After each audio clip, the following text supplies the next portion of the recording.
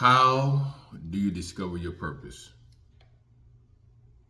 That's a great question. How do you discover your purpose? Because we understand that you are a man of purpose and power. You are a human.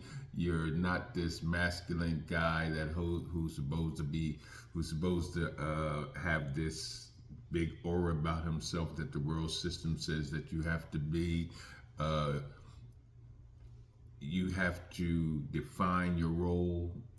You have to try to find your role in society, but not understanding once you find purpose, you find your role. So how do we discover our purpose? Remember, we've been talking about the 7 principles of purpose these last couple of days, or the last couple of times you've been watching these lives, right? And we went through the first 4, right? Number 5 is when we talk about discovering our purpose. To discover the purpose of something, never ask the creation, ask the creator. I think a lot of times, man, we are constantly asking each other. We're constantly asking society. We're constantly asking our spouse. We're constantly asking our friends. I know when I was growing up, how to be a man, we asked our old heads how to hustle. We asked our old heads, what are we supposed to do? How are we supposed to live? We were asking the creation opposed to asking the creator, the one who created us. We are still at this time doing the same thing. We're reading the books, right? We're reading the books. We're looking at the videos. We're taking the workshops. We're doing the classes. We're doing all those things. And we're asking everybody else but the creator, but the person who has a purpose and plan that he placed in our life. Let me tell you about God. God is a purposeful God. His purpose, his plans, he plans, and then he carries out his plans. I'm going to say it again. God is a purposeful being. He plans, and then he carries out his plans. You got to understand, God always knew what he wanted to create before he made it. He always knew what he wanted us to do. He already knew the plan that he had for our life. He already knew the purpose once we got out of that, once we dropped into this earthly body. He already knew our plan. He already knew our purpose. He already knew what he wanted us to do. He made it. Look, he made it. He always knows what he wants to carry out before he accomplishes it. You got to understand some things when you talk about the Bible. When you look at Genesis chapter 1, verse 3, it says, and God said, let there be light, and there was light. When you look at Psalms 33, verse 11, he said, the plans of the Lord stand firm forever, purposes of his heart through all generations. Isaiah 14:24 says, the Lord Almighty has sworn, surely as I have planned it, so it will be. As I have purposed it, so it will happen. What? Isaiah 55:10-11 says this, as the rain and the snow comes down from heaven, and do not return without it watering the earth and making it bud and flourish, so that it yields seeds for the sower and bread for the eater, so is my word that it goes out from my mouth. It will not return to me empty, but will accomplish what I desire and achieve the purpose of which I sent it. This is the creator talking to us about, he's the creator who created us, telling us what he has already purposed and planned for us to do. 2 Timothy chapter 1, verse 8-9 says this, God has saved us and called us to a holy life, not because of anything we have done, but because of his own purpose and grace. This grace was given us in the Christ Jesus before the beginning of time. Understand this, we have been created purposefully by God, and only when we fully understand this concept will we see how important it is for our well-being that we discover God's intent for us. Point blank. Looking all over the place. I'm looking all over the place. I started at an early age looking at women. I started at an early age doing drugs. The solution to some of my insecurities, the solution to some of my fears. my shyness, my introvert behavior. I can remember in high school I was a real introvert, but when I drank that Thunderbird, when I drank that Thunderbird, I had that we called it that gladiator juice. I was able to be more freely. I had that. But I was going from our fraternity, from our club, I don't want to say it's a gang because we were fraternity. Those were the things that I looked to. Those were the people that I looked to try to mold me and shape me into what I needed to be in high school. When I went to college, it was the same thing. I never looked to the Creator on what my purpose was. Okay, I go to college, I want to go business management. But what was my purpose? What was the plan that I had for God? What is the purpose and plan God had for my life? Could I tie it into whatever it was when I went to college? I just went and took business because they told me to take business because I wanted to get paid. I didn't understand none of the things. I did not understand none of that stuff, right? I didn't understand none of that stuff. Only thing I understood was the society told me to go to college, graduate, get a good job, get a wife, buy a house, have kids, go to work, bam, case closed. And that wasn't reality for me. Being a masculine man, stand up. A man doesn't look. My uncle used to tell me a man don't use an umbrella. So I would always use a raincoat and a hat until I almost I got so sick one time I started carrying an umbrella. All these sayings, you gotta give respect to get respect. All these worldly sayings that we grew up on. I don't need you to respect me. The only thing I need to do is respond like a man of God. If somebody look at you too long, what you looking at? If somebody step on your shoe and don't say excuse me. All these crazy phrases that we men have to deal with, right? That supposed to mold us and shape us into manhood. But what really is a man? But I know I'm a man. I know I am, and you are a man of purpose and power. A man is one who walks in his purpose, a man who understands his power, a man who understands his plan, a man who knows his destiny, the destiny that God has set forth for him.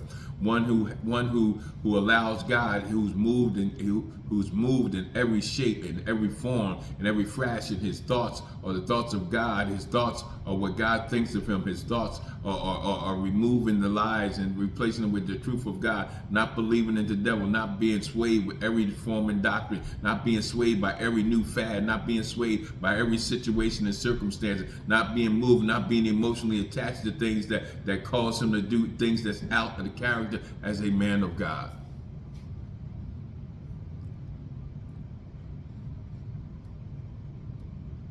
Second Timothy chapter 1, verse 8 and 9 said, God has saved us and called us to a holy life.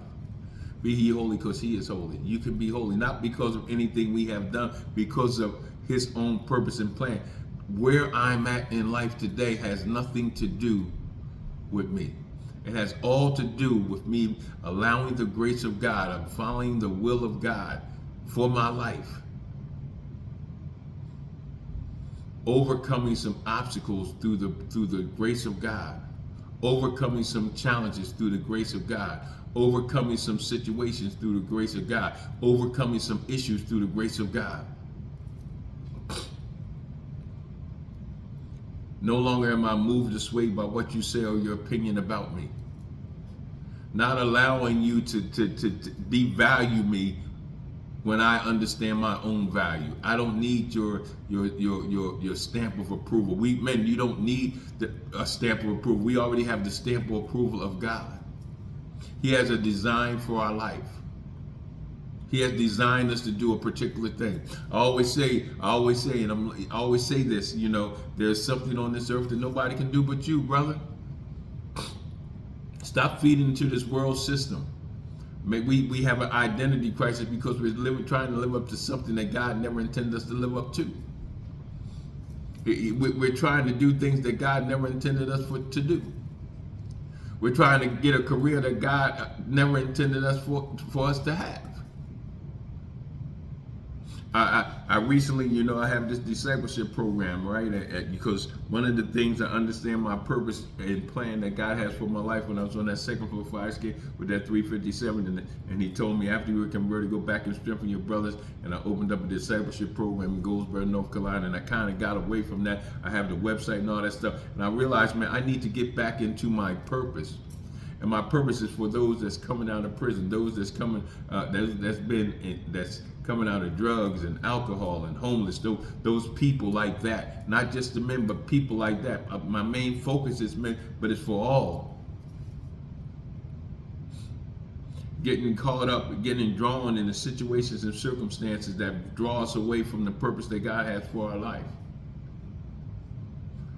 There's some doors that are opening now, and I'm praying, God, that I'll start walking to them, and it'll bring me back into my full purpose, even though the things I do now are partially based on my purpose. It's dealing with people that needs to be housed. It's dealing with people that's homeless, dealing with drugs, people who have issues. But my main purpose is to get those men. You got more men in prison that just sitting there because they don't have a home plan. You got more men that's staying on the streets because they don't have nowhere to go. They don't have no insurance. You got more men that are homeless, that want to get out the streets. And God is allowing me to do some businesses, to formulate some businesses that will, watch this, that will fund my purpose, that will fund the purpose that God has for me. He will allow us to create entities. I always say, do the service and the money will come. He will align people in your life. He will align businesses in your life. It's not a handout. It's not always looking for grants and looking for funding and looking for donating. It's about doing the work of God, walking in the purpose and plan that God has for your life. And God will provide all your needs. But first we got to get in purpose. First we got to start doing what God wants us to do. First we got to know what it is God wants us to do. You got to understand you're not an accident. You were created on this earth to do something particularly that nobody else can do it the way you do it. People are doing things that you do, but not the way you do it. God has designed you for certain people that will only see Christ, that will only see God, that will only get to the place that they need to get to if they see it in your life. So when we talk about a man of purpose and power, we talk about to discover the purpose of something, never ask creation, ask the Creator. And we find number 6 is we find our purpose only in the mind of our Maker. Listen, I have to start thinking like God.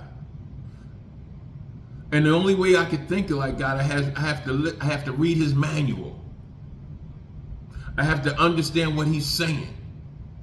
I have to get instructions from God to think like God. And God will, watch this, we find our purpose only in the mind of our Maker, because He tells me exactly what He wants me to do, how He wants me to do it, when He wants me to do it, and the way He wants me to do it.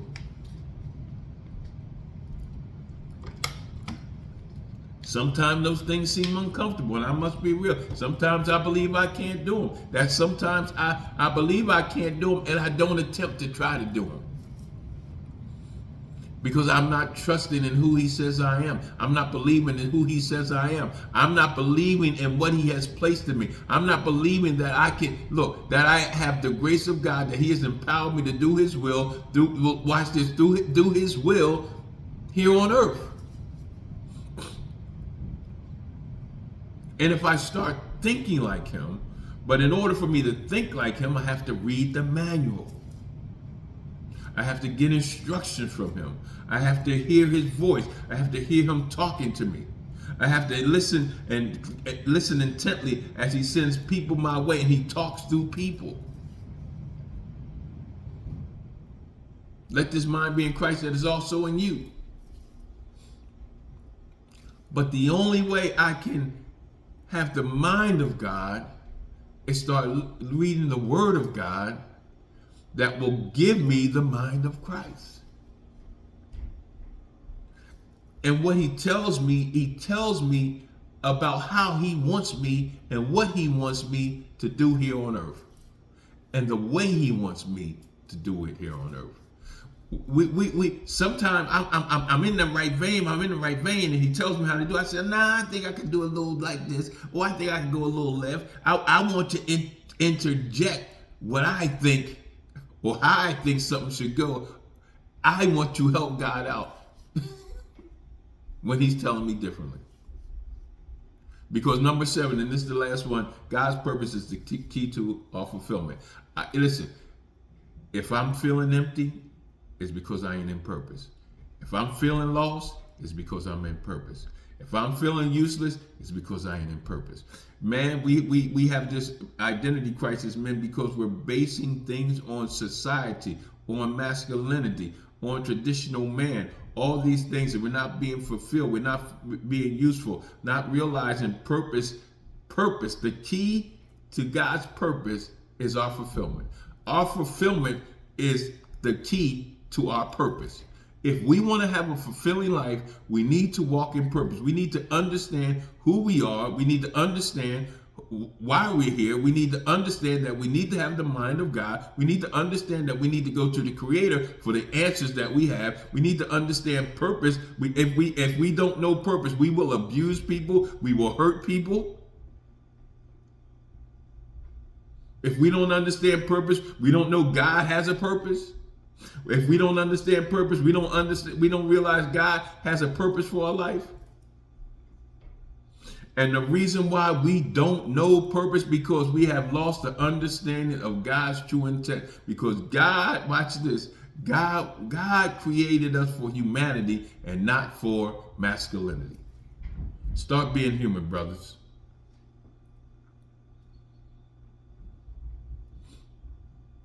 The best thing for us to do is to discover and live in the original plan of the one who created humanity, not masculinity. And only then will we inherit our nature and rights of men, not just men and women, so that both male and female can live in freedom and a fulfillment life. Hey, look, this is God Ray coming to you live all the way from here. We're here, right chair. And look, hit that like button, hit that subscribe button, hit all that stuff that you need to do. I just forget about doing all that stuff. I really don't care. But anyway, listen, like we always say here at Ray's Corner Live, sponsored by Golden Goose Productions, also sponsored by Exodus Life Change. God loves you, and I love you, and guess what? Ain't nothing you can do about it. Peace out.